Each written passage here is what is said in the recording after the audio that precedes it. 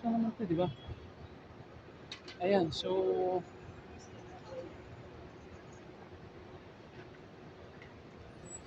yeah. Ayan, punta tayo ng C1. So pagdating mo ng airport, nagtanong ako sa information, sa C1 daw muna punta. Tapusin ko daw yung mga boarding pass kung ano doon. So tingnan natin sa C1 kung ano meron. Ito na yun, C2. Gano'n pa lang ako sa C2. Ayan. So pasok tayo dito sa C2.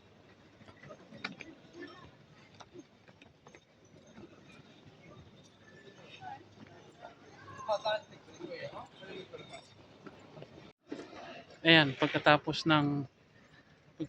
ng C1 or C2, bali chinikin ko na yung bagahe ko. Ayan.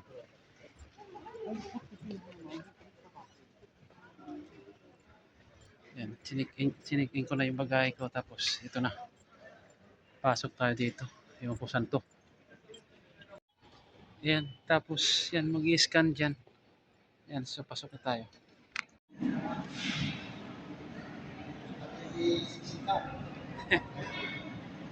Ayan, so pupunta natin ng departure. Sasakay tayo ng train. Ayan.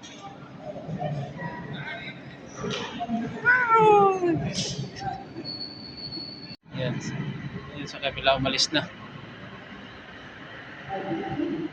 Ayan, may kasabayan akong Pinoy din. Sino yung business mo? Bablog ko. Nag-vlog ka? Mga ano lang souvenir. Okay. Yeah.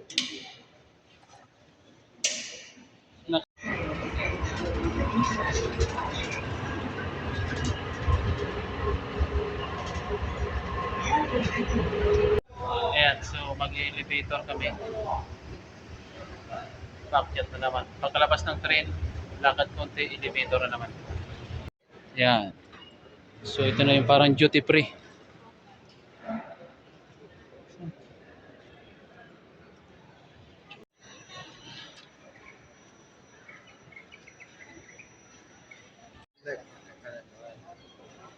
So lakad-lakad muna kami dito kasi masyado pang maaga. Oo. Alas 5 pa yung ano namin, so alauna pa lang. So sabi mga 1 hour 45 minutes saka i-display yung ano sa board. Kaya yun. Lakad-lakad lang muna. Yung Pilipino naman kasi ko, sasabihin niya, pag may tabi, hindi pwede. Bilang ako nagsasalita, hindi, tinatakot. Nandyan siya, tinapatan ko dyan. Sabi ko gano'n, tinapatan ko gano'n. Tingin ako sa kanyang gano'n. Siguro nahiya rin. Sabi niya sa akin na, ano po yung kanya siya? Lalo gano'n. Tinamon. Ito na tayo.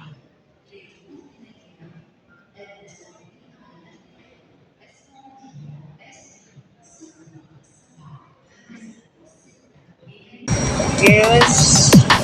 You're weird.